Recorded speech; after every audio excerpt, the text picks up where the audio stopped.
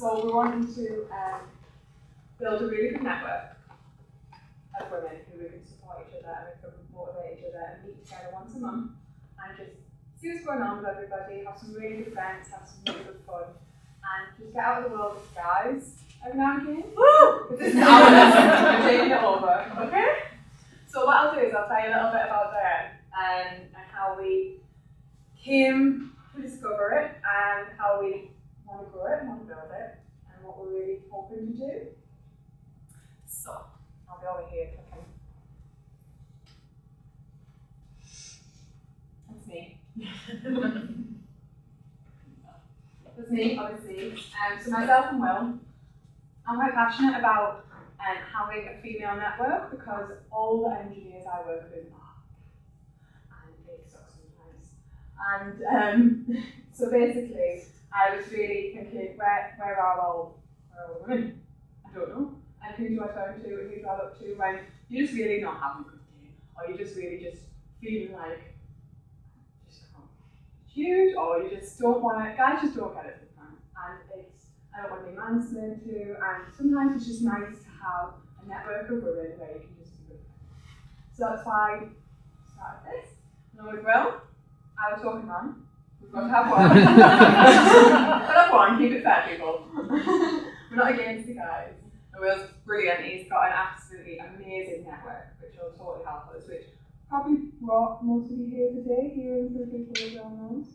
Will also, I met Will, originated from the company that I work for, Turn It In, where he took it and made it amazing and made the Newcastle office a wonderful place to work, a great atmosphere. So he can bring these skills here and we can have an amazing atmosphere. So these are two of my wonderful friends. Steph is at the back.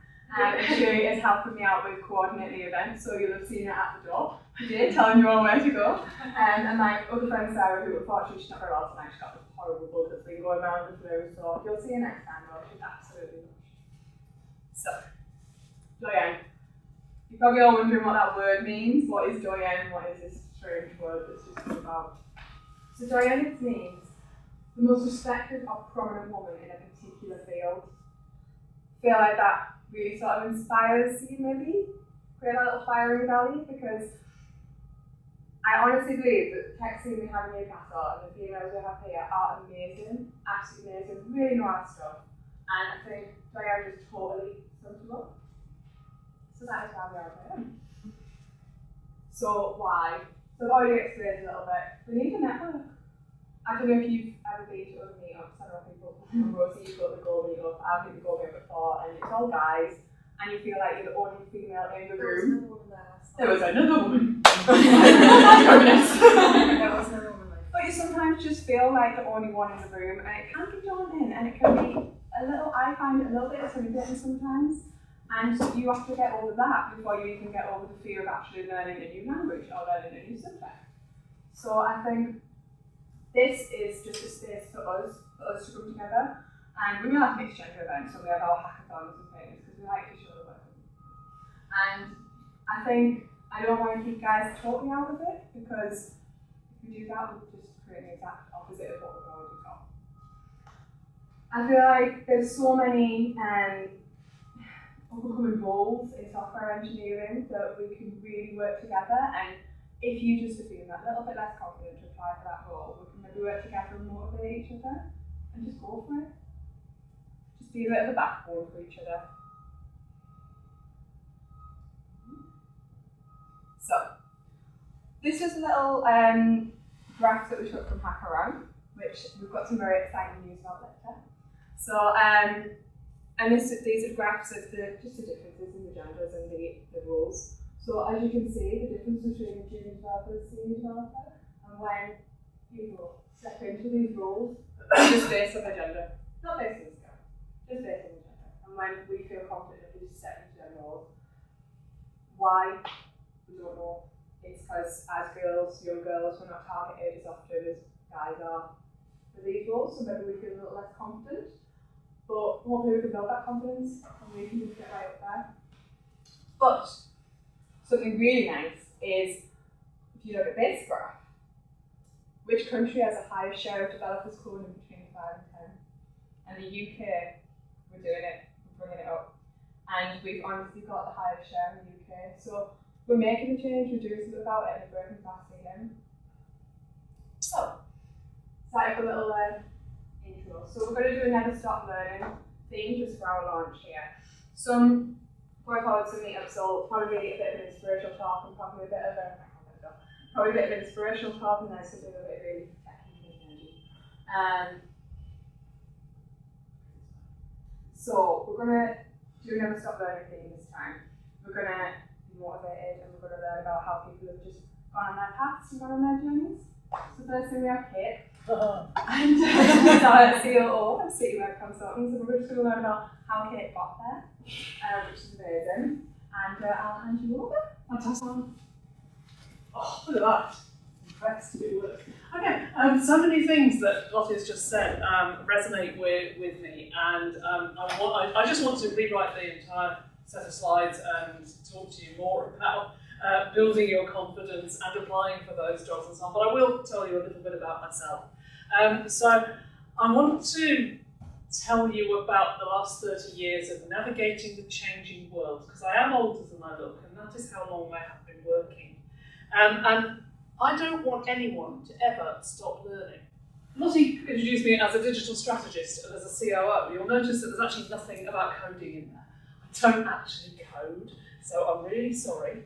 I am not a coder. However, I am technical. And I have coded a little bit, HTML, CSS, a tiny bit of PHP, because everyone kind of has to. But I've worked my way up to looking at a broad spectrum of tech, particularly emerging technology. I've dug into blockchain particularly. I'm going to stop calling myself the queen of blockchain and start calling myself the Doyenne of blockchain, because it sounds so much better.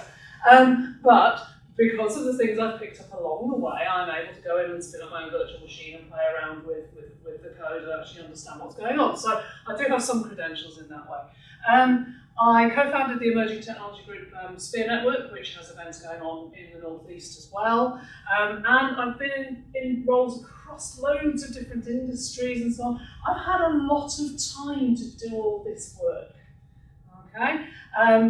Right now, I'm sitting up here looking and talking to people and writing about stuff and writing novels and having loads of fun. But it has taken 30 years of constant learning to get to that stage. And it's that constant learning that makes such a difference. Where did the journey start for me? So I put this slide up in all seriousness, thinking, do you know what that is? Does anyone actually know what that is? It isn't. Well, it might be a spectrum actually. I'm ZX81. I'm ZX81 vintage. So I would like to say it all started for me when my headmistress said we're going to buy some computers, and brought 6 brand new ZX81s and borrowed tellies and tape recorders, and we all learned how to program BASIC in upper 4th, if I recall, possibly lower 5th. And do you know what this thing is here? That is a state-of-the-art computer. Well, it was when I graduated. That is the mighty AS400. No blank looks everywhere. This is probably more powerful than the mighty AS400, but it was a very, very impressive machine. It's the IBM mid-range things, and it only filled a small room instead of a big one. It was really exciting. But actually, that isn't where the journey started. The journey started for me with little things that look like pepper pots walking around and going, exterminate, exterminate, and being able to use a tricorder on an alien planet. I'm happy now because I have my tricorder on my alien planet. So I was a sci-fi geek from day one, and always wanted to have the tech that was in the shows, and didn't really believe that it didn't exist. I'm just about old enough to remember the not the original moon landing, not quite, but the landings where they were driving moon buggies around the moon and watching that on TV. And that was an extraordinarily inspiring time to grow up. But we didn't have computers, and so when this came out, it was like, oh, I can now launch it. Actually, no, I can't. I can just go to line 10. Yeah, okay. So early days with an idea that many things would be possible, and developing tech that went from this, when I was already well into my school career, through this when I graduated, to what we're working on now. That's a remarkably short time frame, and it's not going to get any slower. So if I'd stopped learning at this stage, I'd still be going to line 10 and probably answering phones. This is not where you are. Let's see what the next slide says. Let's have a look. So you're going to be building knowledge all the way through your career, and you can't start off going, when I'm 50, I'm going to be doing all of this. You really can't. You can't conceive what it's going to be like when you get to that age. But what you can do, and I'm not saying in 5 years' time what I'd like to be, not even that. Just keep learning. Take the opportunities that come and just keep learning. So the opportunity that came for me was, I went off to America, I worked for an IBM business partner with the mighty AS400, so exciting, and came back and opened the Chronicle. And there was a job for an accountant. Didn't want to be an accountant. But in little letters at the bottom it said, familiarity with AS400 an advantage. They bought an AS400 and no one knew how to run reports. So when someone turned up going, yeah, I've got a degree in business, I don't want to be an accountant, but I can help with the AS400. They said, fine, but you've got to be an accountant. So I became an accountant. I became a good accountant in the end. But that wasn't what I loved. What I loved was the idea of jumping in the TARDIS. Or indeed, the Millennium Falcon actually was probably my preference. But I carried on being an accountant because I wasn't going to sit there all day and not learn. And I dug down into smaller and smaller businesses. Let's jump on to the next one, shall we? That would be a good idea. So I followed my instincts because I didn't want to be sitting working with the files. Even if I was getting to play on AS400 occasionally, I didn't want to be sitting working with the files all the time. So I dug down into small businesses. I actually followed my instincts and, against everybody's advice, went off to work for a tiny little company that had 9 people in it in a little house on Jesmond Road, and we were building these things, these little signs. They were actually the London Underground ones. So I was doing the accounts. We didn't even have a bloody computer. I was doing them all on red books. I think it was about a month before I was allowed to touch the computer. I had to go on a course first. But we were building these things. So I learned about, in the background, I knew how cathode ray display worked. I knew the principles of pixels and how you were working with those. So when we started working on plasma and LED, I understood how those worked in the background. I saw the software that was being developed to produce these kind of things, the connections that were going on to the real-time movement of buses. This is in the 90s, before we started talking about Internet of Things. This is before we started talking about the internet, let's face it. So you're always looking around. If I kept my head down on those books, would I know all about how displays work? Didn't need to know how displays work, but I enjoyed it. And if you keep moving through, what are the things that I enjoy? What do I like getting my fingers into? And this starts to give you a broader, rounded approach. And things that you didn't think were relevant at the time will come back to haunt you. And will come back to strengthen your role as you go through life. So what are the things that you're doing now that you are just not quite in your role, but you're absorbing information? Where are the things that really interest you? Because you're going to be working for a very, very long time. So if you don't follow the things that you like, you're going to be quite miserable. But if you do follow the things that you like, and you can identify what those are, you'll go on a far more interesting path. I can't remember what the next slide is, so shall we poke that on? There we go. Oh yeah, watching what's happening. So while you are determining what you actually like, what kind of odd opportunities have come your way from scanning for a job and picking up the first thing that comes, for instance. Start watching what kind of things happening. So I picked up, as an example, I picked up on blockchain by complete chance. So I had a software company, I had a potential client, it's all going swimmingly, we're discussing how we're going to adapt our licensed software to her needs, it's all lovely. And then she went, oh, don't need your software anymore, I'm going to build on Ethereum. Oh, what the hell is Ethereum?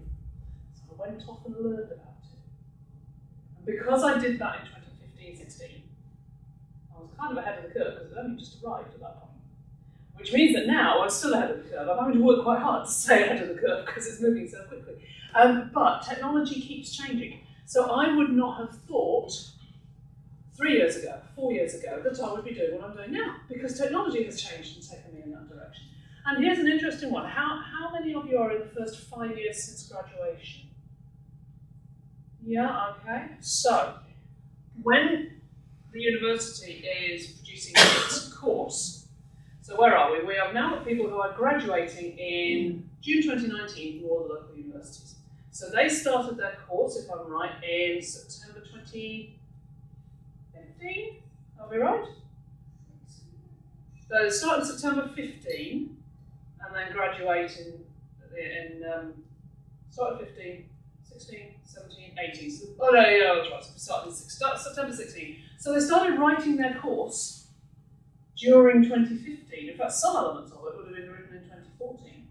How many technologies that are currently out there and being applied by real forward-thinking clients did not exist when the courses that are currently being taught in university were structured? Yeah. That's a lot.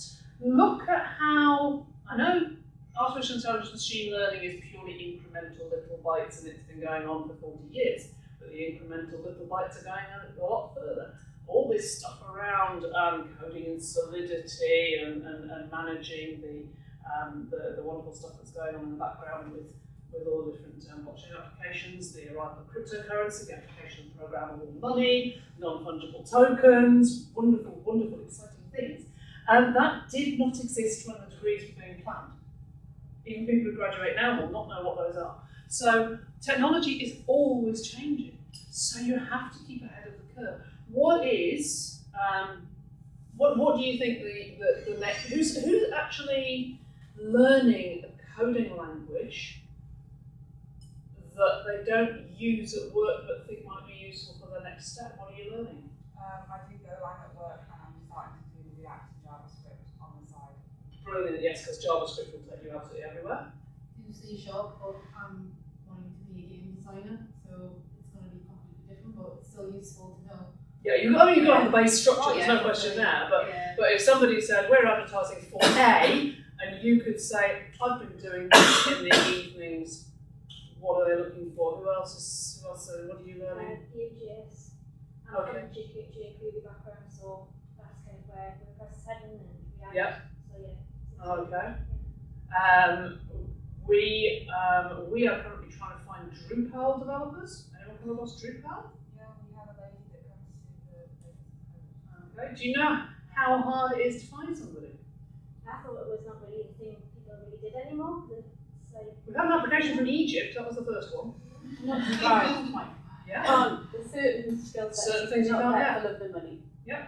Financial services are going through big changes at the moment. Not only are they looking at adopting new technology, but they're also developing their own tech. So there is going to be a massive shortage of Scala developers very, very shortly. There's just nobody to do the work. So keeping ahead of the curve and looking at what people are advertising. I mean, I know for a fact there's like 4 Drupal roles begging in the Northeast, and what's happening is there's a revolving door of recruiters. Just saying. So stay ahead of the curve, see what's going on, come to things like this. Stay within your network and listen to the kind of things that are going on. Because if you're not aware of what's going on around you, then you're not going to progress. Let's jump on to the next slide. Thank you.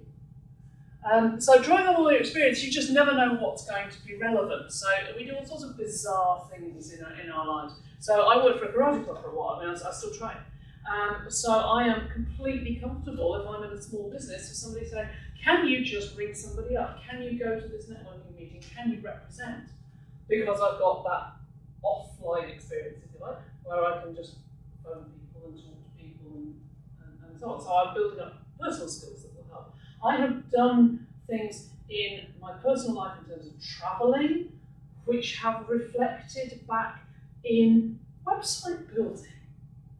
When you start dealing with people and they say, well, you don't actually understand our region or our, we can't find people who understand our region or our industry or our sector. Oh, well, actually, I've got all this background experience that is relevant to you. So nothing that you do is ever really going to be irrelevant, as long as you're pushing forward with what you enjoy and following your instincts all the way through.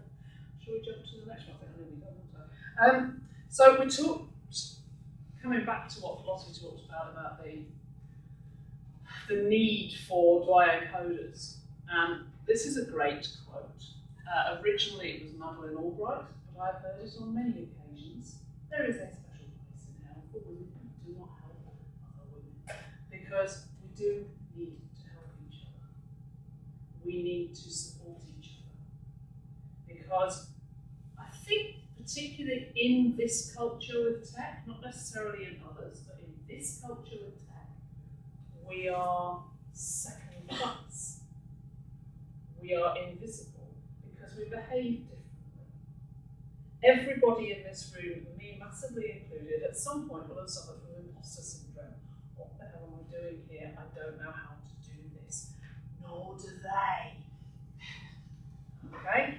Have you ever, there's something that you realise, it's a wonderful meme that goes around Facebook occasionally, when you hit the age of 40 you realise there are no grown-ups. There are just people who are better at winging it than others. So you need to learn to wing it.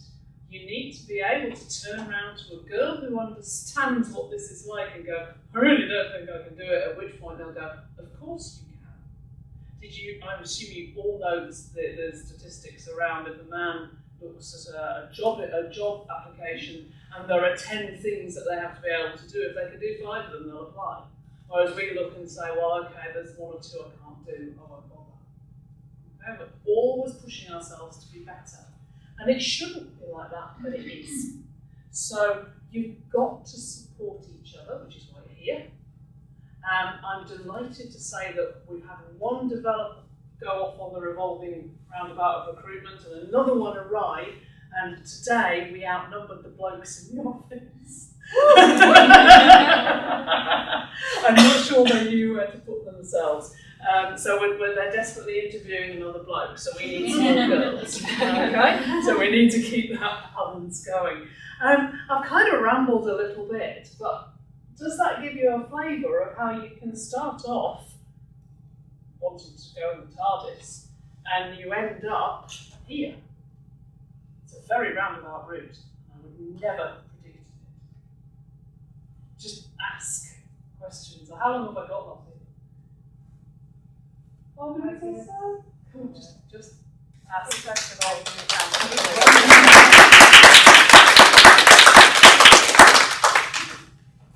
What has been your career highlight? Oh my goodness.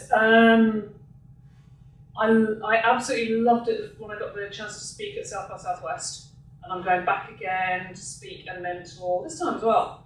So that's very, very, very cool. And just meeting the people at South by Southwest and realising exactly where you sit in the world order rather than anything else, which is just great.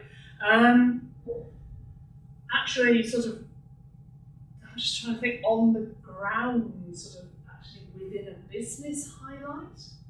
I suppose being a little accountant in a really growing business and looking around a factory with 55 people in it after we started with 9 in a house in Jesmond, and realising that I was part of that growth.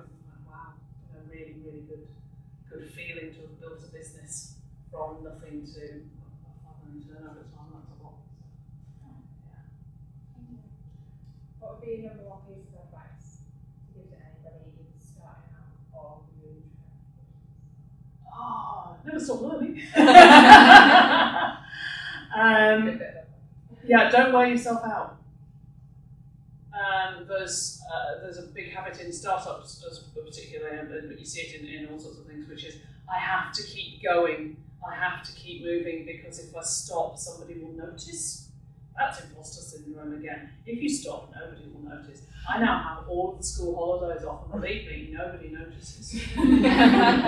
So look after your sanity, look after yourself, because then you'll be going for longer and be better and enjoy yourself more. Have you ever experienced sexism in the workplace? And if so, how did you shut that down? I think it was such an ingrained element of life when I was first in a workplace that you didn't even notice it. It was just always there. You could not put your arm around you and go, you could go and make the tea more often. And someone actually said that to me. They did that now. At the end of my 4 months working in that department, put his arm around me and went, you did very well, you could make the tea more often. No, I don't react. I'm really bad about this. I have a great esprit d'escalier. I don't react at the time. I just sit there going, This just happened. yeah. And then I'll think about it later tonight and go, I wish I'd come up with a really major put down or possibly a kick in the nuts, but neither of them actually came to mind at the time. So there was a lot of just casual, that was the life. I don't get that much hassle because I'm tall and I'm loud. So I can't be that helpful. Though yes, a lot of sexism, harassment, absolutely in all walks of life. Many awful tales about bars in Newcastle. However, I think it's getting better. How are you guys finding it now? Everyone is much more aware. It's easier to deflect, I think, and be aware of what is happening. But I feel like it still puts you in an uncomfortable situation. I think it's a mix. I had, so my current job is absolutely amazing. It's the most diverse team I've ever worked on, and it's great. The job I had before this was absolutely awful, and I had to leave for my own sanity. So I think it's still a mixed bag of stuff out there. And I would say if you get a job that's awful, then don't give up, just change jobs. Follow your instincts. I think you're right that it is. There's actually a subconscious thing still, very much, and it's not a direct attack often. It's more a, what do you mean you can't come to the pub? What do you mean you don't like football? You know, you're excluded in that sense. And yeah, we do all cluster off happily and talk about makeup. But yeah, okay, that's not a great answer, but I hope it helps. Someone else have that? What would you suggest to maybe not people our age, but people here who maybe have younger sisters or younger cousins so like I went to an all-girls school and there was no way you were ever influenced to get into IT or engineering or maths or sciences or technology. Oh, anything wow. like that. There really was nothing. Like we got forced to do half an ICT GCSE, but you know it was never promoted within our school.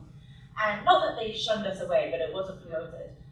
So what advice would you give to say like younger girls who are maybe at university, say lower than university, and ways that they can get into technology and where they can be inspired into getting into like male-dominated subjects? Okay, there's so many different answers here. So I know what you mean. I went to an all-girls school as well. It was very heavy on traditional sciences, but engineering, ooh, what's that? No, it was quite developed, and it was pre-computers and stuff like that.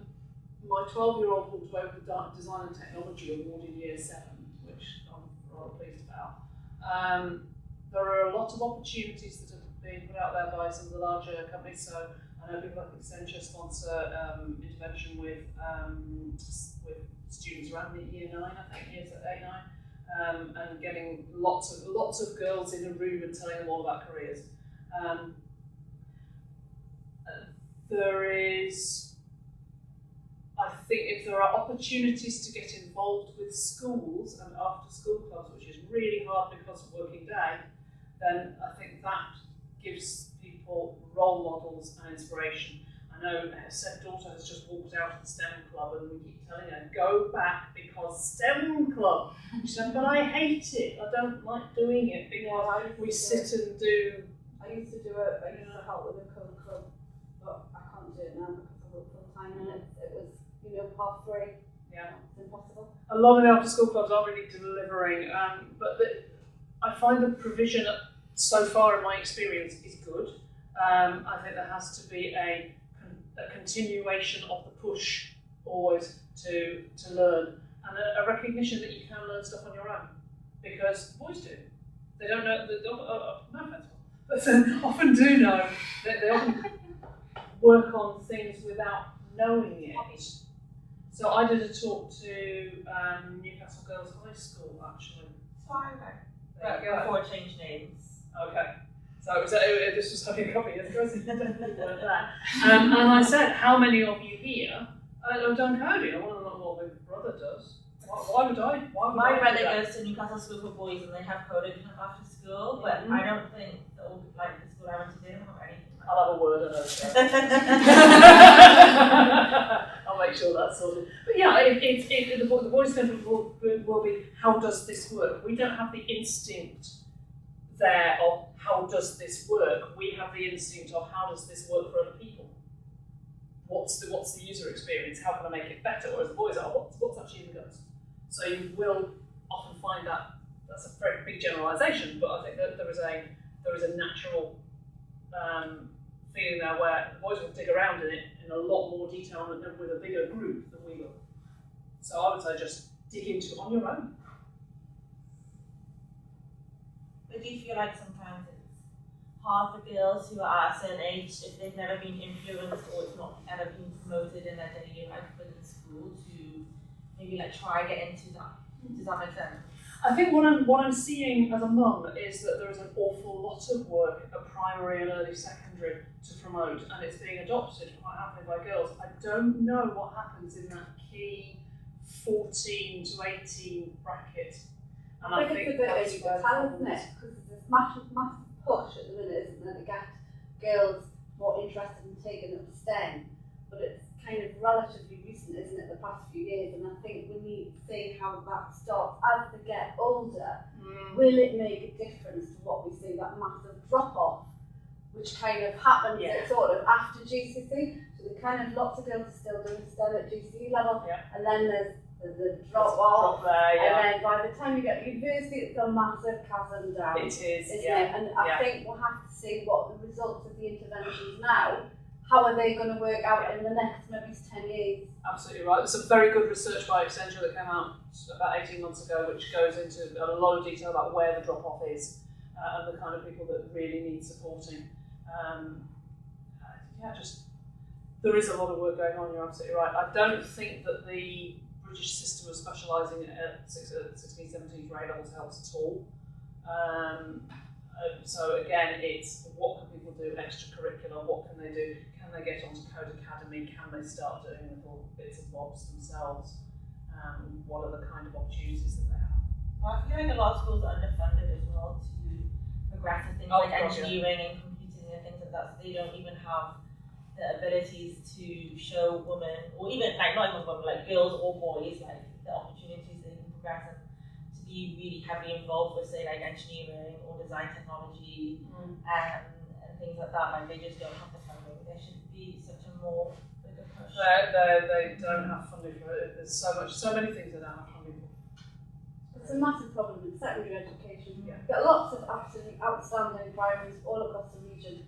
Once you hit that secondary slot, it starts to be a massive, it's a big challenge, isn't it? Yeah. There are 300 children in my daughter's year, and there are maybe 20 places on a STEM club trip. I feel like our host is very passionate, so I think we should maybe work with that. Yeah, But definitely. yeah, it was amazing. Thank you for pressing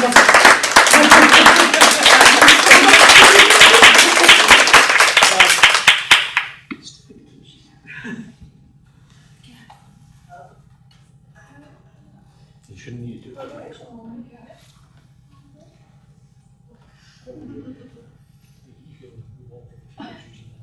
Thank you so much, Kate. That was amazing. I love the point where everybody's just winging it. Because I definitely feel like that's what I'm doing. Yes. So that was amazing. So next up we have Lucy. She's currently studying games technologies, but she is off to be a playtester at Hammerhead VR. So we're going to learn about Lucy's journey and how she's just starting out on her never stop learning journey. So I'll let you take it away. Just want to say hello and welcome, thanks for coming. First I'm going to start off with an introduction of myself and how I've got to where I am today. So my name is Lucy Smith. I'm a games student at Newcastle College and I'm in my second year of my degree in games technologies. So games technologies, it goes over games design, 3D modelling, programming. And in my second year now, we're sort of diving more into the games engine side of things, so Unreal, Unity, how do you use Unity in VR and AR, and various other things that will be continued over the year. But I will be starting as a playtester for Hammerhead VR as of next Friday, so that's pretty exciting just to see where that goes. Just to see how that goes and how differently it might be compared to say Pocket Money. I'm also a STEM ambassador, so I help to create awareness, especially for younger people in the games. And I've helped out with the first ever Build My Games event in Manchester, and that was pretty cool, teaching a bunch of young girls how to build their first ever video game in a program called Stencil. So that involved a lot of like block coding, so it wasn't like like C# where you're writing it all from scratch. It was just to sort of get their mind thinking of how does a game, where would you start with a game? So that follows on to my previous experience as a game designer. I used to work there as a game designer at Pocket Money Games. That was part of my workplace, and to sort of gain a bit more experience and insight at how the industry actually works, because as a lot of you know, it's a lot different compared to you being in a degree and going to uni to study something you're very passionate about. When I say games design, you're doing documents, and you don't really do that in the industry. I mean, for some projects you will, if it's a bit complex, you might have to document that sort of thing. But again, it's just something you'll have to think about. And a cool little fun fact about me is that I'm actually named after a Beatles song, Lucy's in the Sky of Diamonds. So I'd let you know that. So that follows on to where did my journey begin? So it began when I was 4 years old. I just moved into my new home with my parents in Wallsend. This was on actually Christmas Day in the year 2000, and my mum actually bought me a PlayStation 1. And that's the only thing I remember about that day is PlayStation 1 and playing Rayman, thinking, oh, this is amazing. So that followed on, and my mum continued buying me consoles, because you can clearly see that I'm very, very passionate and I really love games, and that continued on to get PlayStation 2, Nintendo GameCube, Nintendo DS's, and did my GCSEs and A-levels, stayed on at St Thomas More High School in North Shields, and again, my school didn't really push anything in terms of games. I didn't know there was anything to do with games up in Newcastle. I had no idea whatsoever. So I did my A-levels in psychology, English language, and ethics and philosophy. I did do German, but I dropped that after my first year. But that was just to sort of get some more qualification behind me, and then that gives me a bit of a chance to sort of think, what do I actually want to do? But as I started to actually study psychology, I was very fascinated by how people think, and could I get that into a career almost?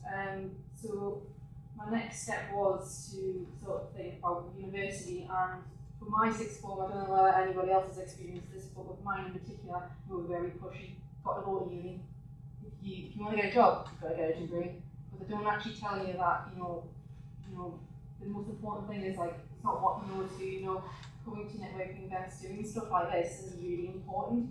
They just think that a piece of paper is going to do it just as it will to an extent, but it won't do it to as an experience of working will.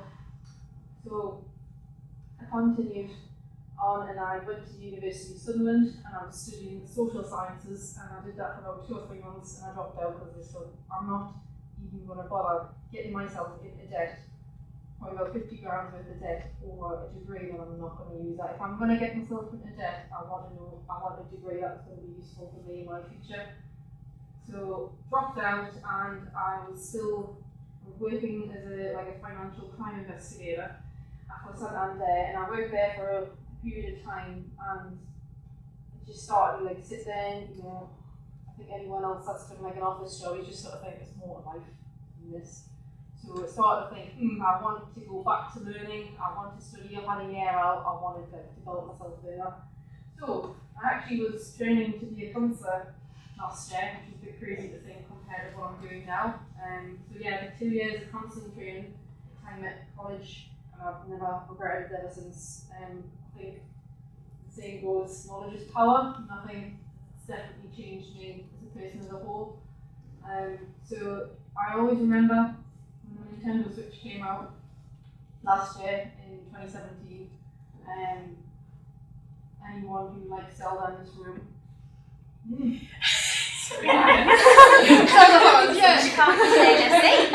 Yeah, for me, I'm a huge Zelda nerd. I've got loads of times, and I absolutely love Zelda, and I'll never forget the moment of picking up my Switch at midnight and just taking it home, just play on Zelda, and my partner be like, "Come on, we need to go to bed." I'm like, "No, I've got to play Zelda. I need to."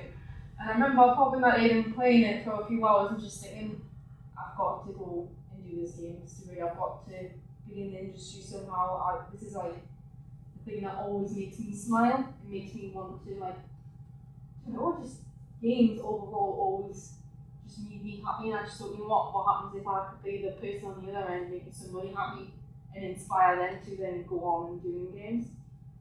So yeah, so that follows on to the next part of what were the initial steps of starting my gaming journey. So for me, it was a lot of research, thinking like education-wise, are there degrees here? Are there still degrees here? Because when I was looking at it when I was 17, there was stuff in class of college, but with every university colleges, they're constantly changing, the degrees and courses that they've got available.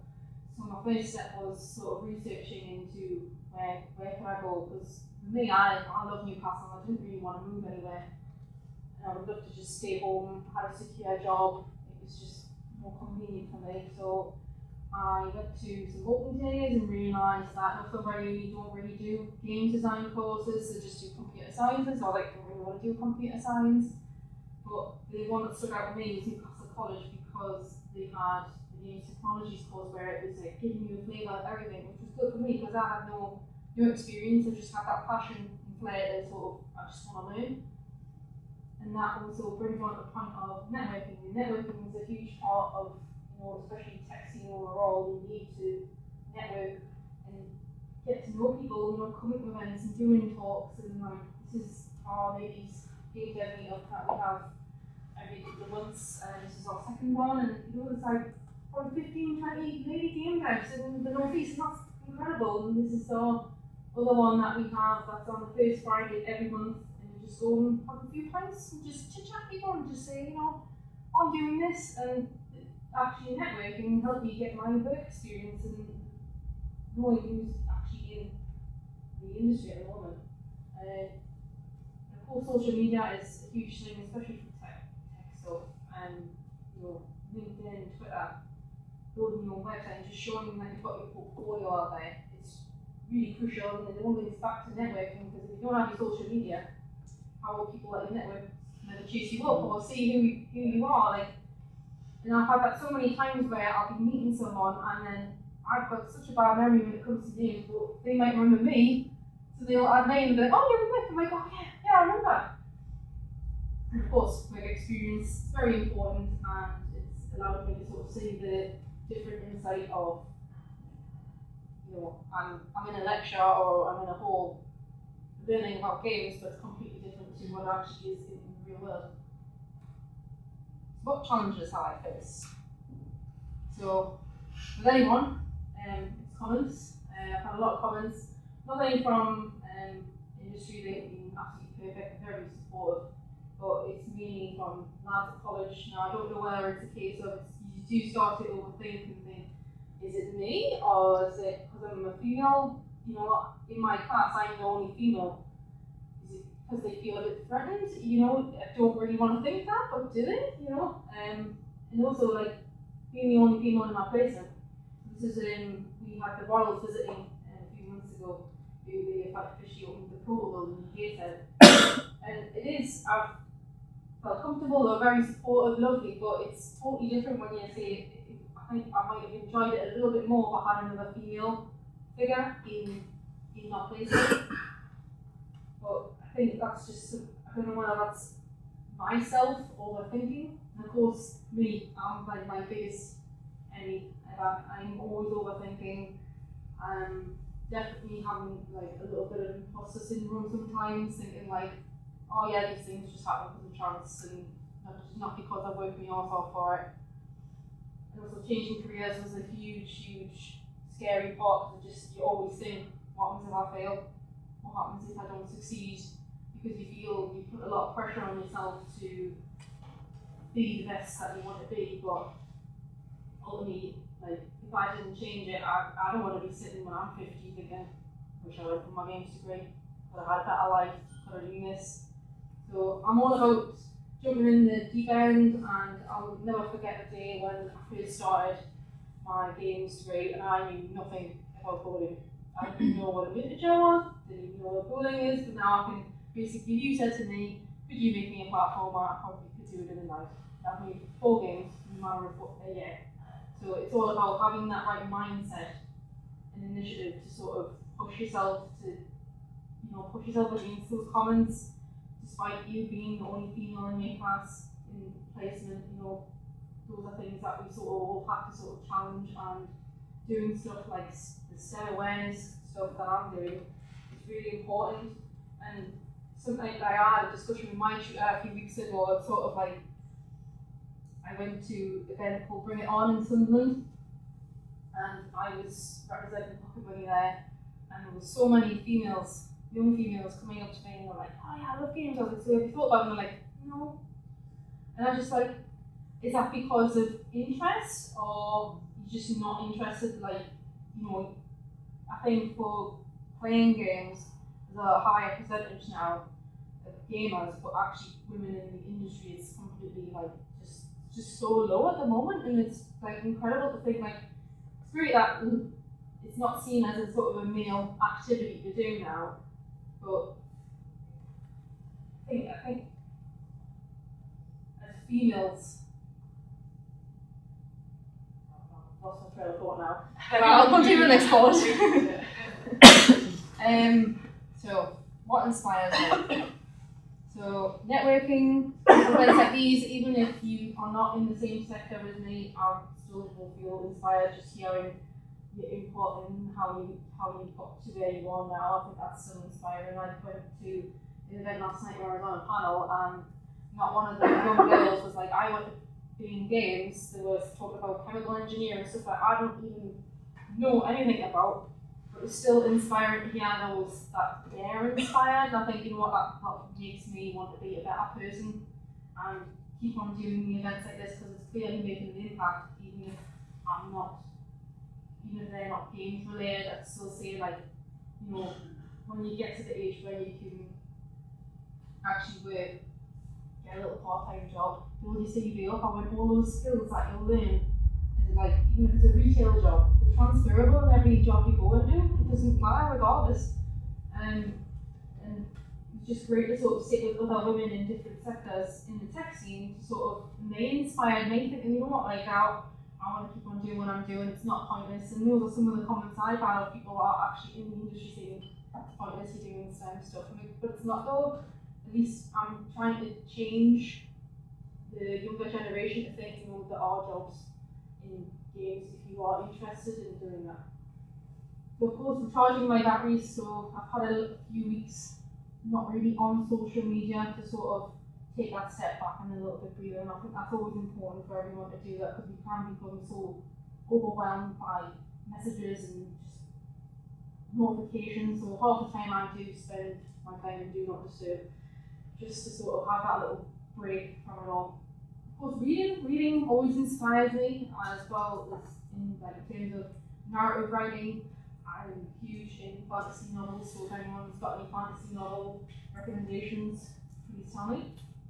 And of course, my final one is games. Now, I've discussed Breath of the Wild being my main source of inspiration, as that's what sort of sparked me to definitely jump in the deep end and go for it.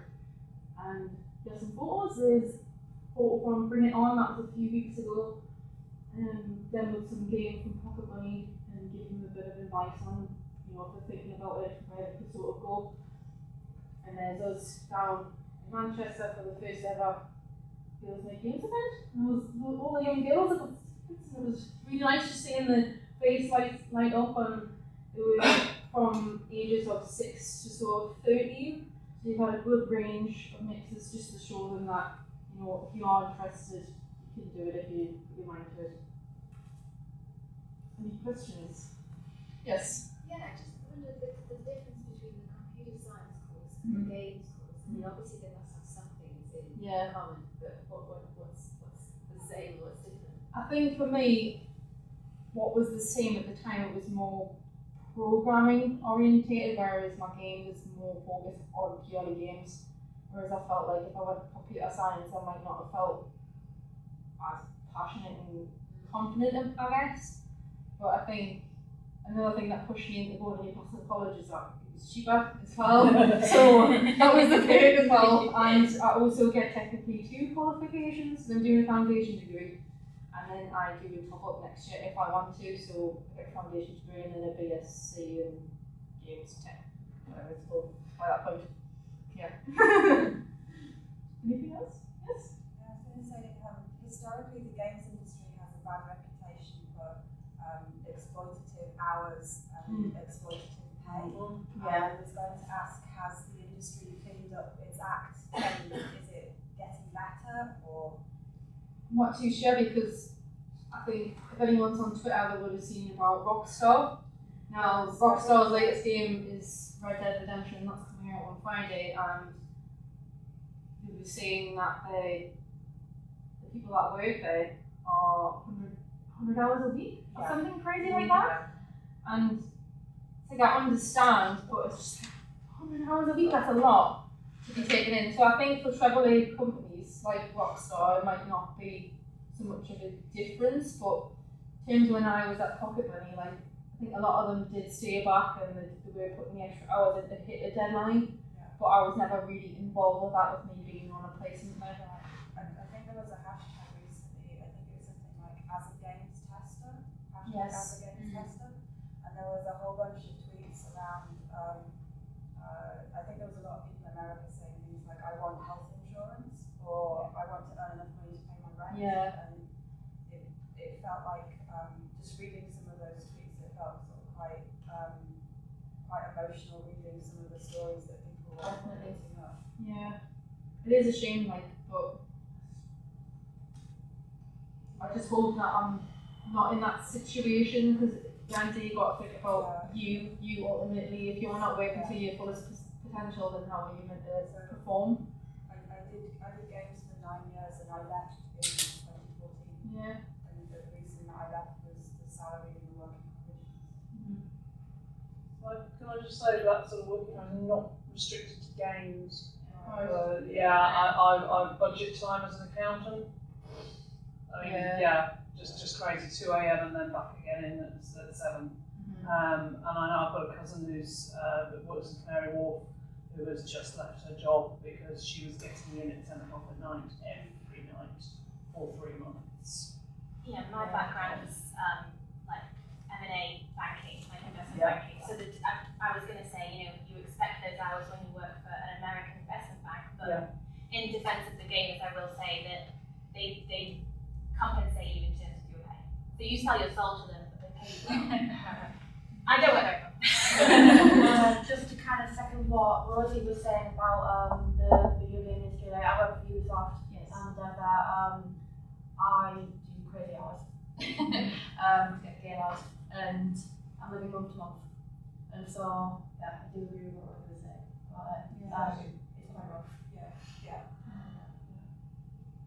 Do you worry about sort of sexism in the workplace going into the gaming industry? I remember, someone else might remember, but I don't remember the company's name. But it was a couple of months ago, like an article, and it was quite widespread news about really bad sexist behaviour within the workplace. And it is I won't say it's but it is like a stereotype, I guess, within sort of that kind of industry to have sexist behaviour towards women. Is that something that like puts you off or makes you worried? It does make me slightly worried, but I think the thing that you've got to think about as well, like in my mind, is that challenge it. Sometimes some people are just simply not aware of what they're saying and just pointing out saying, that wasn't really appropriate, and they're like, alright, I didn't realise. And you're better calling it out and pretending it's not happening. And then it doesn't bother you, and it's like, because that's the problem, because some, a lot of the time we just live with this constantly, and it's absolutely pervasive everywhere. And to a point where sometimes you just barely notice it. But people are beginning to realise that it's not acceptable and it shouldn't be acceptable in a workplace or anywhere. And that's the best thing you can do. Call it out when you see it. And like calling it out when you see it in a room with another female. So if someone's rude or something that happens quite a lot where I work, maybe they'll repeat it and say, oh, she just said that. And they go, oh, yes, sorry, yes, I'm reiterating what she said. But unless you call it out immediately. That's actually a common one, putting ideas into people's heads. I think just kind of, again, on that, that's not something that I would it's not something that I would worry about, and it's not something that I would try and, it's not an excuse I would use to try and deter people from going in like this, because I've experienced sexist behaviour, but I've told my manager about it and he's been amazing. So even if you're in a room full of guys, there's somebody on your side, they're not, it's a huge minority that are sexist, and so it does happen, but I wouldn't stress about it, because there will be more people in the room that have your back if you just speak up about it. Well, I was the only girl in my last workplace. I was the only girl there, and I would just tell all the guys to fuck off. That's the best way. I think that is something to do with growing thick skin. I think something that's happened. I think a lot of it is not even malicious sexism, it's just immaturity and Banter. banter and jokes, which I can understand obviously to some extent. But with the, when they're boys as well, so you just tell them to fuck off and grow up. But intent should be taken into consideration. Yeah, If you call definitely. someone out and I was only joking, I don't care if you're joking. But that's not the point. It's how the recipient feels. Anything else? Not to put you off the gaming industry. I don't even work in the gaming industry. So Lucy, are you set up for a job when you do finish your degree in that? Are you confident you get something? I'm confident that I can get somewhere as long as I keep doing what I'm doing. I think I am starting to think about looking into, say, internships for places like start of January in prep in case there's anything. So I know a couple of guys from Ubisoft, when I was at the Bring It On event, he said they start doing the internship application in January and then start interviewing a month after, in preparation for either a year internship, or either if it's a summer one, great, then at least I can focus in the summer on that. So I think keeping up to date with LinkedIn, CVs, websites and stuff would be important to, when the opportunity does arise, I can just jump on it and just fire it off. As for some advice, I used to be a recruiter in the IT industry. If you want a job, just be proactive. I think a lot of people say, oh, well, the job's closed, it's expired. Just find out who directors are of companies. You want to work for Ubisoft, okay, this is the person that I'm going to be interviewing. Just email him and be proactive about it rather than just being reactive. That's what I would always say. People can find jobs.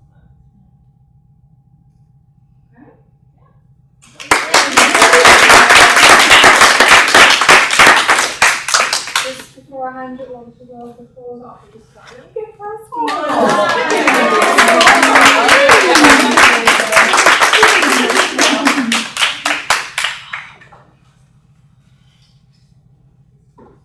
I thought those talks were brilliant. What I would say is they resonate with me, and you're going to think, well, how the hell can they resonate with you?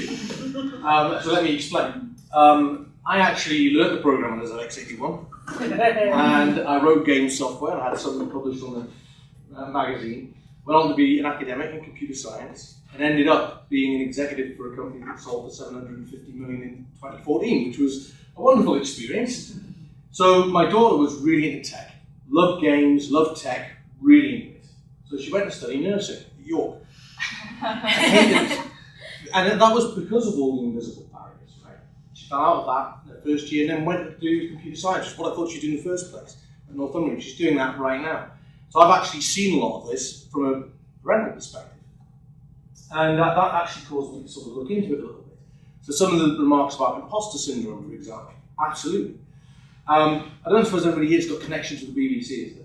I'm looking for somebody with connections with the BBC, because there's a news reporter that works for the BBC called Kate Baucherel, and she's written a book called The Confidence Code. If you haven't read it, you should read it. It's all about things like imposter syndrome. It's actually aimed at women, but it does apply to a lot of men as well. So it's actually quite a good read. And I've been trying to find a way to get it to speak to this group, and so I'm trying to find it in. I've tried LinkedIn, and she just ignored me completely. And I realised that my take to her was completely wrong. I should have said, I read your book, and in it you say you should never be frightened to approach people. So I'm approaching you. I didn't do that. I thought about it afterwards. If anyone wants to do that. Yeah, that'll be great. We could get her in. And I also found this really good film, some of you might have seen, which is all about the history of sort of women in programming. And some of it I knew, but actually a lot of it I didn't know. So one of the really interesting things in that, and there's lots more detail I'm going to give you here, is that originally all programmers were women. Because really the guys thought the mechanical bits and stuff that you stick together and things you can play with your hands, that was the hard stuff, because that's the stuff they were doing. And they weren't really interested in the soft stuff. And it was all programmers and were women, and they were making very good salaries. And then the American unions got involved and actually started advertising against women in programming. And I didn't know that happened. So there's this whole thing, this whole program is about that, and why you get this drop off at a certain point as well in terms of education. I'm trying to raise the funds to bring the film so that we can see it. It's about 250 quid, it's not a huge amount of money for 50 people. So I'm trying to do that as well, so hopefully we'll get that done. The other group that I'm talking to is a group called HackerRank. Who's heard of HackerRank? Okay, so HackerRank's actually really interesting. So as a sort of ex-recovered academic, one of the things that was very clear to me when I was an academic, and actually really, really clear as an employer, and that is that university degrees do not tell you anything at all about people's ability to program. They tell you something about their academic knowledge in relation to programming. They don't tell you if they can program. So you have to test them. And that's what everybody does. Everybody tests programs to see if they can program. And the tests aren't that good, frankly. They're not that good at actually selecting great programmers. And HackerRank are trying to do something about this, but they are trying to do something about it. And the reason that I like this is there's a piece of work by a guy called Anders Ericsson, who Malcolm Gladwell actually popularised with the 10,000 hour rule. Anybody heard about that? So this is the notion that to become absolutely expert, a genius at something, you have to spend 10,000 hours doing it. And he studied tennis players and chess players and bodybuilders and a whole range of people in sort of pursuits which we all accept require practice. You know, if somebody's a great musician, you know they've sat at home and they've done drill and practice and drill and practice and drill and practice. Everybody accepts that. But with academic subjects, we're happy with just knowing. You can know about it, but not necessarily be able to do it. Whereas I think programming, you have to be able to do. And that's why people that start at 10 and start programming end up being better programmers, or better programmers faster. Which is why, of course, now they're trying to encourage kids to do this in the age between 5 and 10. But actually, the drill and practice part is really, really useful. And I don't have the answers. I mean, Anders Ericsson has a theory about how you can go about developing yourself using drill and practice.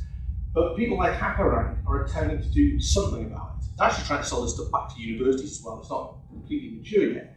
But their idea is to gamify the learning process so that you basically go and take a series of quizzes and challenges and tests to prove your ability in particular fields of programming. So I'm hoping, I've just about got them on the hook, they're going to do a talk for us about this. And we're going to do that hopefully the next meeting. And then also Rosie's going to speak as well. It's one of the good reasons for that. So next meeting's on the 28th, that's my sales pitch to that. Thank you all for coming. Hope you all come again. Thank you all.